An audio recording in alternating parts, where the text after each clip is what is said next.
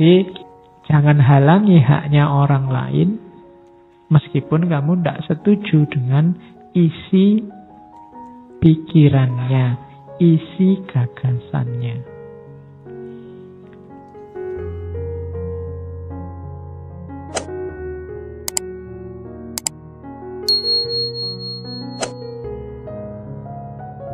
Assalamualaikum warahmatullahi wabarakatuh. Ini menuju ke komunikasi. Teorinya saya potong-potong dari beberapa filosof itu. Rumusnya freedom of expression itu, yang pertama saya ambil dari Voltaire. I might disagree with your opinion, but I am willing to give my life for your right to express it. Mungkin aku tidak setuju dengan pandanganmu, tapi aku akan berjuang mati-matian untuk membela hakmu menyatakan pandanganmu itu. Jadi itu Voltaire. Hari ini banyak mungkin orang yang tidak kamu setujui pendapatnya, tapi dia mau ngomong aja sudah kamu bantah. Itu berarti apa? Kamu menghalangi haknya untuk bebas berekspresi. Katanya Voltaire, enggak. Saya mungkin tidak setuju, tapi hakmu untuk ngomong akan saya bela mati-matian. Nah, itu Voltaire. Jadi karena bukan urusan isi yang diomong apa, tapi dia punya hak untuk ngomong, maka harus aku bela. Meskipun aku tidak setuju isinya, ya nanti itu urusan yang berbeda antara kesetujuanku dengan isi omonganmu dengan hakmu untuk ngomong. Itu dua hal yang berbeda. Mungkin ada 1-2 politikus birokrat kita yang sering ngomong dan kamu mewangkel luar biasa tiap dia ngomong. Tapi yo, monggo itu haknya dia untuk berekspresi. Meskipun kamu tidak setuju, monggo ngomong. Oh, tapi saya juga akan menggunakan hakmu untuk bantah kalau aku tidak cocok. Itu juga hakku. Jadi jangan halangi haknya orang lain meskipun kamu tidak setuju dengan isi pikirannya, isi gagasannya. Yang kedua dari Noam Chomsky. Saya lupa tokoh ini pernah saya angkat apa belum. Kalau belum, kapan-kapan kita angkat. Termasuk neo-Marxis. If we don't believe in freedom of expression for people we despise, we don't believe in it at all. Kata Chomsky, kalau kita tidak percaya kebebasan berekspresi yang dimiliki oleh orang-orang yang kita benci, yang kita singkirkan, itu sama saja kita tidak percaya dengan kebebasan berekspresi semuanya. Kita kan sering tidak fair. Untuk diri sendiri bebas berekspresi, untuk orang lain jangan, itu aliran sesat. Jangan boleh ngomong, jangan boleh. Itu katanya Chomsky ya, kalau separuh-separuh pilih-pilih gitu ya, intinya ya sama, kita tidak menghargai kebebasan berekspresi. Ekspresikan, kalau salah ya tak ingatkan. Kalau keliru dan menurutku sesat ya tak nyatakan bahwa kamu sesat, tapi suaramu tidak tak bungkem. Kamu punya hak ngomong. Nah, itu maunya Chomsky. Karena kalau kita pilih-pilih, lah kok kamu dok yang boleh ngomong, dia menurutmu nggak boleh ngomong, berarti tidak adil. Ya saya bilang tadi, karena basis nilainya yang diperjuangkan kayak Chomsky ini kan beda. Orang menghargai pluralitas, setiap suara punya hak untuk ngomong. Tapi kan itu sesat, Pak. Lu sesat menurutmu, menurut dia kamu yang sesat. Kenapa ya? Karena dia punya pandangan yang berbeda. Di kita misalnya ya, kalau Muslim ya Sunni yang benar, Syiah yang sesat. Tapi kalau kamu ke Iran, ya Syiah yang benar. Dan itu wajar, biasa. Tapi kan Syiah sesat, Pak. Ya menurutmu, menurut orang Syiah kamu yang sesat. Kok bisa begitu, Pak? Ya makanya kamu ikut Sunni, karena menurutmu Sunni yang benar kan gitu. Menurut mereka Syiah yang benar, simpel sebenarnya urusannya. Cuma kamu yang suka manjang-manjangin. Jadi ruwet. Kalau ada orang ngomong si A itu sesat, ya mesti wae wong dhek bukan orang si A. Kalau dia ndak si A kok bilang si A ndak sesat, itu loh. Malah aneh, ndak apa-apa orang bilang si A sesat. Yang ndak boleh apa? Kayak tadi, merampas haknya orang lain. Menghalangi haknya orang lain. Kamu anggap agama lain itu keliru, ya pasti. Makanya kamu jadi orang Muslim. Ndak masalah. Sama orang agama lain juga nganggap kamu keliru. Ya masing-masing punya tadi interkoneksi, keterkaitan sendiri, punya sejarah sendiri, punya keragaman sendiri. Jadi itulah kenyataannya. Maka problemnya adalah sekarang ya sudah, sesat benar urusannya sendiri-sendiri. Sekarang ngaturnya gimana, wong kita ini hidup bersama. Itulah antara lain ada freedom of expression. Ada banyak aturan-aturan, norma-norma sosial yang harus disepakati bersama. Karena kalau tidak, isinya cuma tawuran. Maka orang butuh aturan. Jadi rumus kedua dari Chomsky. Rumus ketiga dari Kierkegaard. Kalau ini agak kritis, kalau Kierkegaard itu.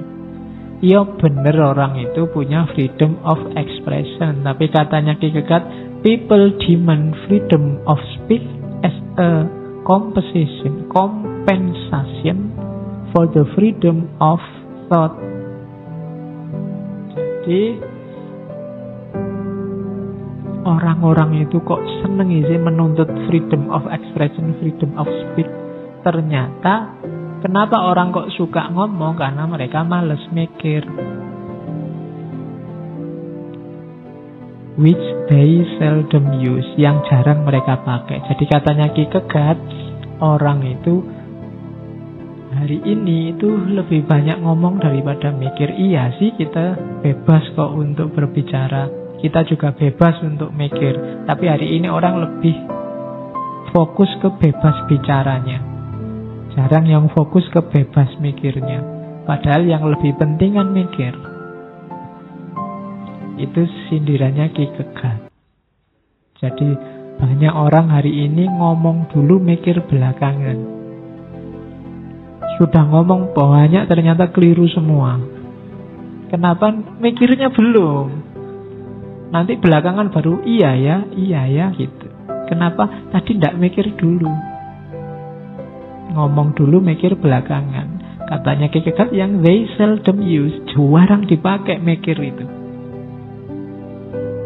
Manusia modern yang dikritik oleh Kierkegaard. Jadi iya, kalau kamu nuntut kebebasan berekspresi, ya kamu punya hak untuk berekspresi, untuk ngomong. Tapi mbok diingat-ingat, sebelum kamu ngomong itu kamu harusnya mikir dulu. Ini yang jarang dipakai. Terakhir pedoman dari Einstein.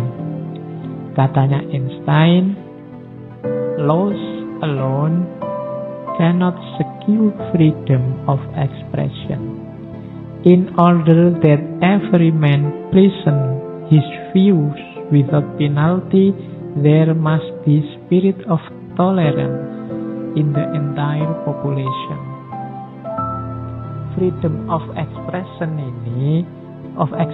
ini, saling menghargai ini tidak akan bisa sukses terwujud hanya dengan hukum atau aturan. Yang diperlukan, katanya Einstein, spirit of tolerance, semangat toleransi di semua lapisan masyarakat. Kenapa ada kata-kata entire population? Karena ada satu bagian saja masyarakat yang tidak toleran. Sebentar lagi ketidaktoleranan itu akan nular. Kalau kamu tidak ditolerani orang, itu kemungkinan besar kamu mesti balas. Jadi intoleransi itu nular. Orang itu kalau dimaki-maki, ya mau ndak mau, guatel pengen bales maki-maki. kalau dia masih waras. Karena kadang-kadang kan orang yang tidak toleran itu perilakunya kan menyakitkan. Lama-lama mesti yang disakiti ingin balas. Maka rumusnya Einstein, spirit of tolerance of the entire population. Ya semua masyarakat harus membudayakan toleransi. Kalau tidak gitu akan lahir wabah namanya intoleransi. Akan semakin luas. Kalau ada 1-2 intoleransi ditolerir. Ini kalimatnya filosof ini. Intoleransi ditolerir. Kita boleh nggak demokratis sama yang tidak demokratis. Itu kalimatnya filsafat itu. Jadi lahirnya apa? Sing menang mesti intoleransi. Kalau barang apik sama barang jelek dicampur, sing menang mesti yang jelek. Itu sudah dirumuskan dalam peribahasa nila setitik. Iya, nilane mau setitik orang oke. Cuma merusak susu sebelanga. Susunya besar sebelanga. Itu dirusak oleh nilai yang hanya setitik. Itu berarti apa? Kejelekan itu lebih dahsyat pengaruhnya. Ada intoleransi sedikit, pengaruhnya pada hampir semua masyarakat karena menjalar. Maka hati-hati. Buktinya apa? Ada satu orang maki-maki. Hari ini hampir semua orang di medsos maki-maki. Kenapa? Nular. Sing alim-alim itu saiki ya postingannya rada maki-maki. Meskipun kalau dalam dunia nyata mungkin dia tidak berani ngomong sekasar itu. Tapi begitu di dunia medsos berani. Kenapa? Wabah ini nular. Dari berani nulis mungkin besok berani ngomong. Jadi maka kalian hati-hati. Minggu depan kita bahas itu di ekstase komunikasi. Oke, terus. Ini masih belum nyampe teori utamanya. Sih pengantar. Lewong sak anu. Ya, saya agak cepat sekarang. Yang ngantuk tidur aja. Framework etik. Sekarang menilai apakah kamu sudah etis apa belum. Termasuk dalam komunikasi. Itu jalurnya ada 1, 2, 3, 4, 5, 6. Jalur pertama namanya virtue etik. Ini yang dikembangkan oleh Aristoteles dan kawan-kawan, Plato dan kawan-kawan, termasuk para filosof muslim dengan akhlak. Virtue etik ini lebih fokus ke karakter, ke orangnya. Orang yang jujur, orang yang adil akan melahirkan perilaku yang jujur, perilaku yang adil. Akhlak yang didefinisikan kayak Ghazali itu pembiasaan perbuatan baik sehingga terbangun karakter orang yang bermoral, itu namanya teori virtue etik.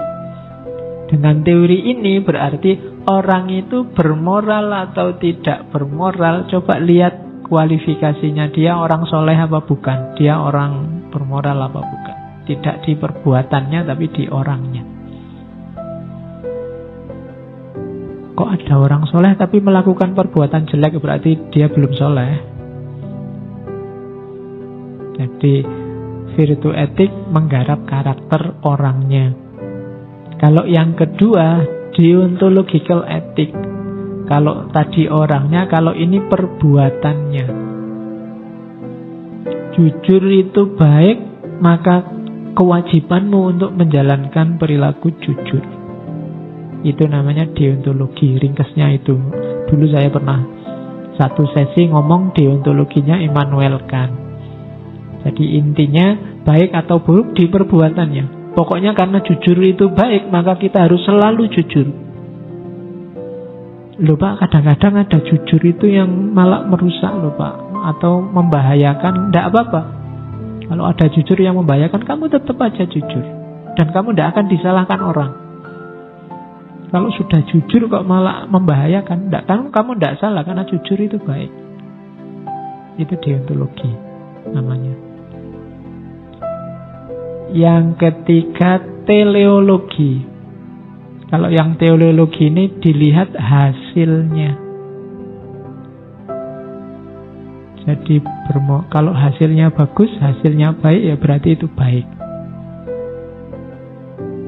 Kalau hasilnya jelek, ya berarti itu jelek. Itu namanya teleologis. Kamu punya uang 1 juta, kamu sumbangkan ke orang miskin 500.000 dan hasilnya dia gembira luar biasa, bisa makan, itu baik. Kamu sumbangkan 500.000, hasilnya wah dia malah beli togel, dia malah beli terus itu hasilnya jelek. Teleologis dilihat hasilnya. Ada dialogik etik. Kalau ini sesuai kesepakatan. Disepakati ngaji ini selesai sekitar jam 10. Kok tak lanjutkan sampai jam 12? Itu saya ndak etis. Jadi terus saya, Pak kok jam 12 sih Pak? Itu kan ndak etis. Kan ndak ada dalilnya. Loh, ndak begitu. Itu tadi sudah disepakati sampai jam 10.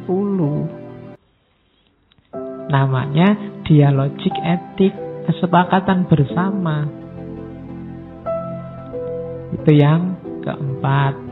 Yang kelima, situasional kontekstual etik. Kalau ini etis atau tidak etis, lihat situasi. Misalnya harusnya selesai jam 10. Loh, materinya setengah 10 sudah habis. Apa harus dilanjutkan sampai jam 10? Saya ngomong apa sampai jam 10? Nanti cerita ngalor ngidul jelas, kamu malah ndak garu-garuan. Sudahlah, ngajinya selesai saja. Nah, itu saya tergolong etis. Kenapa? Situasinya belum memungkinkan. Ndak mungkin saya lanjutkan sampai jam 10. Nanti malah ngerusak yang sudah kamu pahami. Wong materinya sudah habis. Itu namanya situasional etik. Dulu kamu punya prinsip ndak akan pacaran sebelum lulus. Kok yang dilalah temenmu podo punya pacar semua dan kamu terganggu. Wah, ini kalau ndak punya pacar susah, ini ndak lulus-lulus ini. Terus wah gantilah kalau gitu harus punya pacar. Oh kamu kalau gitu ndak etis, ndak, situasional etik.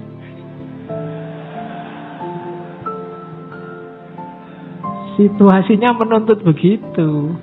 Daripada aku tekanan batin nanti kuliahnya kacau misalnya. Ya, itu kontekstual etik namanya. Ada jenis etika semacam itu. Dan yang terakhir ini yang paling sering kita pakai, teleological etik. Kalau ini ikut aturan agama. Tadi tanya mana dalilnya, nah itu theological etik. Jadi bermoral atau tidak bermoral itu ternyata ya macam-macam. Bisa dilihat orangnya, bisa dilihat jenis perbuatannya, bisa dilihat tujuannya, bisa dilihat kesepakatannya, bisa dilihat situasinya, bisa dilihat dasar agamanya. Oh, macam-macam. Lumayan kan, dapat 1, 2, 3, 4, 5, 6. Itu kalau diceramahkan satu-satu ya sak sesi.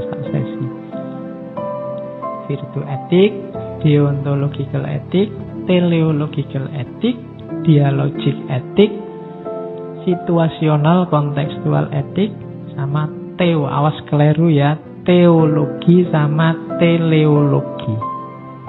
Kalau teologi itu agama, kalau teleologi dari asal kata telos yang artinya tujuan. Telos bahasa Yunani ya, bukan telos bahasa Jawa.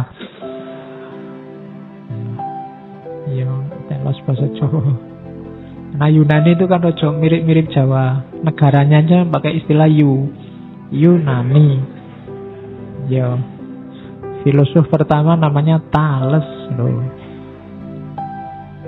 Filosof besarnya kan kayak di Indonesia. Kalau Jogja itu plat AB, kalau Yunani plat O. Ya kan ada.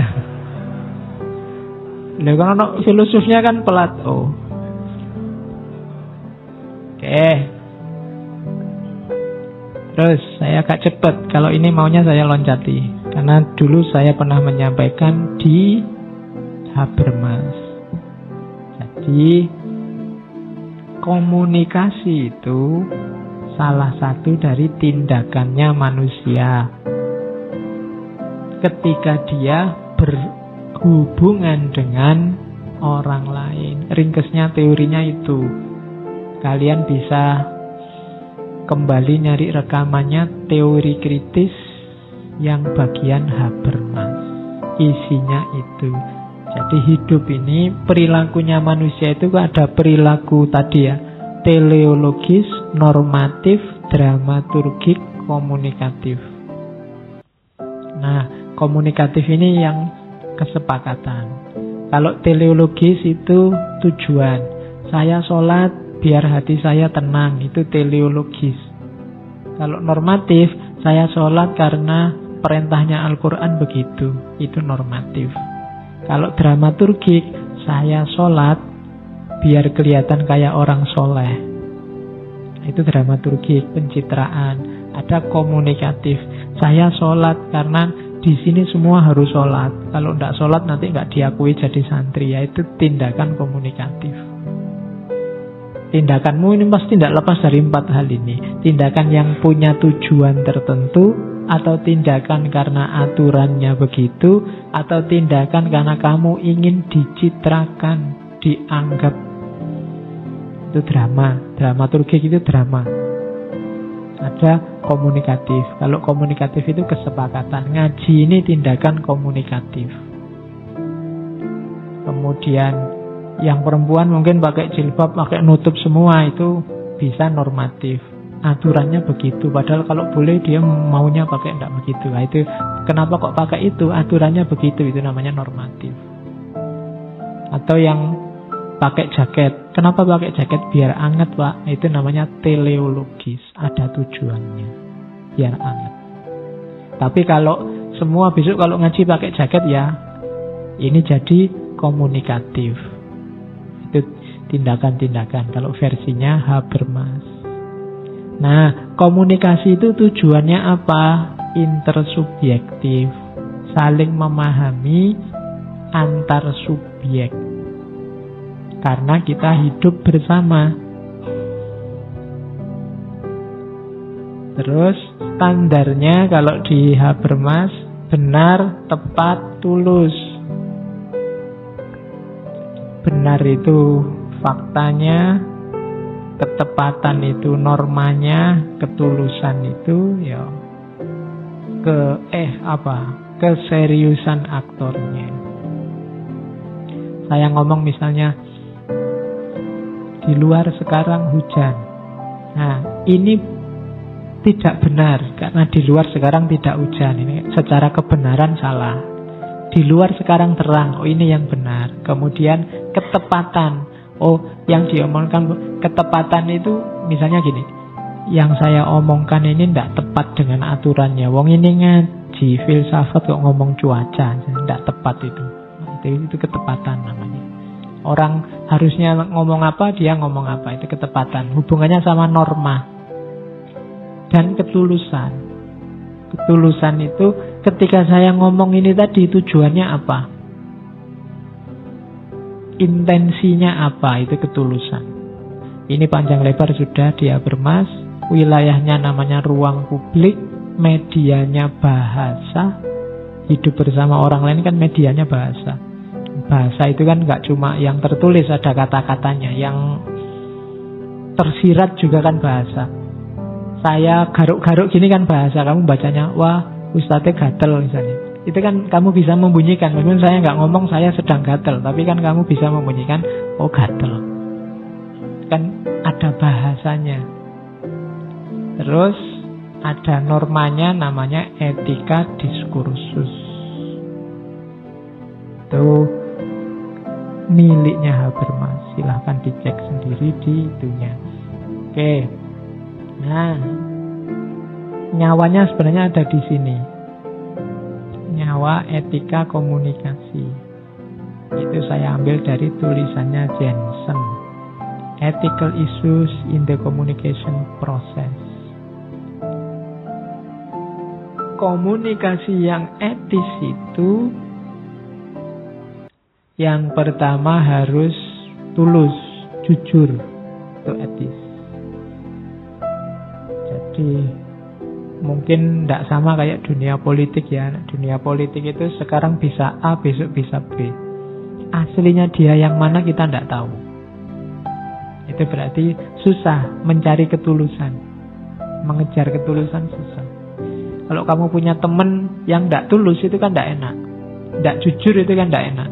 Meskipun untuk hal sepele. Kejujuran itu membantu banyak hal. Maka syarat pertama komunikasi itu jujur. Kalau tidak punya uang ya bilang aja tidak punya uang. Nanti kan kamu bisa ngutangi. Kalau kamu juga punya. Kalau sama-sama tidak punya ya tidak apa-apa. Kalau sama-sama tidak punya berarti bisa mutual understanding, saling memahami. Aku tidak punya, kamu tidak punya. Kita sama-sama orang tidak punya. Yaitu jujur namanya. Tidak apa-apa. Hampir semua masalah sosial yang muncul di Indonesia kah, di dunia kah, karena adanya ketidakjujuran. Orang tidak ngomong apa adanya. Oke, terus yang kedua ini penting, standar kebenaran. Kenapa harus ada kata-kata standar? Karena komunikasi butuh kebenaran. Biasanya setiap orang punya standar sendiri. Kalau tidak disepakati, tidak ketemu. Jadi standarnya apa sekarang? Yang dianggap pas, benar itu yang gimana? Harus disepakati. Nah, itu namanya truth standard. Ngaji ini enaknya sejam atau 2 jam. Atau setengah jam aja lah, jangan lama-lama. Ini kan standar. Harus disepakati. Kalau enggak selesai. Kalau dibiarkan diskusi terus enggak selesai-selesai. Komunikasi butuh standar kebenaran. Yang ketiga butuh ketepatan. Temanya apa, yang diomongkan apa, itu ketepatan. Yang keempat butuh authorship. Authorship itu kita sering pakai pikirannya orang, ya akuilah bahwa itu pikirannya orang. Kita ngambil orang lain, ya diakui saja bahwa itu dari orang lain. Apakah itu komunikasi lisan atau komunikasi tulis? Harus diungkapkan dua-duanya. Authorship. Lebih enak begitu. Kamu tak nasihati ya. Kamu jangan begini-begini. Saya ngomong gini nih. Tadi lihat Ustadz di TV. Lo itu kan lebih enak. Lebih jelas mau, maksud, dan konteksnya. Itu authorship. Itu untuk menghindari dramaturgi tadi, versinya Habermas. Atau kalau itu tulis, menghindari plagiasi. Kemudian relevan. Relevan itu data dan fakta yang diangkat nyambung. Jangan ad hominem itu orangnya. Aku tidak percaya yang kamu omongkan. Kenapa? Karena kamu jelek sih. Nah, itu tidak relevan. Tidak nyambung. Pokoknya bagiku yang kamu omongkan pasti benar. Kamu cakep masalahnya. Nah, itu tidak relevan. Karena benar salahnya kata-kata tidak ada hubungannya sama orangnya. Kalau sama orangnya namanya ad hominem. Itu loh. Kesalahan logik. Jadi ya datanya harus relevan. Kalau ngomong filsafat ya data filsafat, ngomong sosial ya data sosiologi, ngomong budaya ya data antropologi. Itu namanya relevan. Terus hati-hati konteksnya. Kalau orang ngomong konteksnya harus pas. Kalimat ini diomongkan dalam ruang yang situasinya apa, waktunya bagaimana. Itu harus dipahami. Pak, kok ngajinya banyak kata-kata Jawanya? Oh iya sih, itu ngajinya ya yang ngomong Jawa, yang mendengarkan kebanyakan Jawa, dilaksanakan di Jawa, ya pasti sisipan-sisipannya pakai bahasa Jawa. Itu ruang dan waktunya memang begitu. Tidak usah pakai dituduh, wah ini Jawaisasi, ini Jawanisme. Loh, kalau nggak Jawaisasi aku kon ngomong Sunda ya ndak bisa. Suruh ngomong Batak ya ndak bisa. Bisa nih memang Jawa. Kalau mesu ya pakai bahasa Jawa. Kalau mesu bahasa Inggris kamu nggak ngerti. Jadi konteksnya memang begitu, waktunya juga begitu. Kalimat-kalimat yang digunakan waktu sekarang mungkin beda dengan waktu dulu. Harus dipahami itu tahun berapa ngomong begitu. Kalau hari ini kamu ngomong ganyang presiden, turunkan presiden, aman. Tapi dulu tahun-tahun 80-an, wassalam kamu. Berani ngomong begitu. Kalimatnya sama, tapi dari segi ruang dan waktunya, kalau ada orang ngomong ganyang presiden dulu, ini orang pemberani luar biasa. Tapi kalau sekarang, akeh tunggale. Nah, itu kan beda konteks, beda waktu, beda konotasi. Oke, jadi itu harus jelas juga. Kalau tidak begitu ya kadang-kadang orang ngomong konteksnya dibuang. Ini maunya guyonan apa serius apa dalam rangka apa kan harus jelas dulu. Kamu lagi ngobrol sama adikmu, ngomongnya kan di level adikmu. Tidak bisa kamu potong begitu saja. Yuk kita terbang yuk, ayo sama adikmu kecil kan. Kalau ada orang lewat, wah sudah gila orang ini, masa orang kan tidak bisa terbang, masa terbang. Dia itu ngomongin sama anak kecil. Tuh, konteksnya jangan dibuang. Setiap kata-kata, setiap ekspresi ada konteksnya. Yang sering bikin masalah itu kalau konteksnya kita lepas, apalagi membacanya tidak utuh, dipotong-potong sesuai kepentingan. Itu juga mempengaruhi komunikasi. Yang selanjutnya terbuka. Itu juga gandengannya jujur tadi. Kalau terbuka itu lebih pada sikap mau menerima sumber yang relevan dari manapun, tidak pilih-pilih. Itu namanya terbuka. Kita kan sering milih sumber itu. Jangan baca web itu, jangan baca buku ini, jangan baca, milih, tidak terbuka. Itu sumber konflik pasti dalam komunikasi. Jangan dengarkan suara dia, jangan peduli apa yang dia omongkan, sudah. Kalau sudah diskusi kok ngomong, saya nggak mau mendengarkan saudara, ya sudah. Tidak akan jalan komunikasinya. Maka harus terbuka, mudah dimengerti. Nah ini juga penyakit filosof biasanya. Nek ngomong bulat tidak jelas. Harus mudah dimengerti. Karena tidak ada gunanya kamu ngomong capek-capek, yang diajak ngomong tidak ngerti. Komunikasi harus mudah dimengerti. Kemudian masuk akal, itu gandengannya, mudah dimengerti. Terus ada kemanfaatan sosial, ada gunanya. Kemudian jangan lupa penghargaan, penghormatan, kebaikan. Jadi orang baik yang menghargai, maksudnya itu.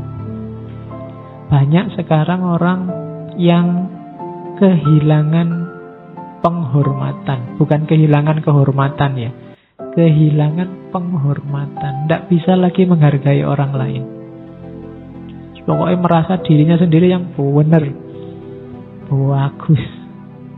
Jadi kehilangan aspek terakhir itu. Nah, itu ethical guidelines.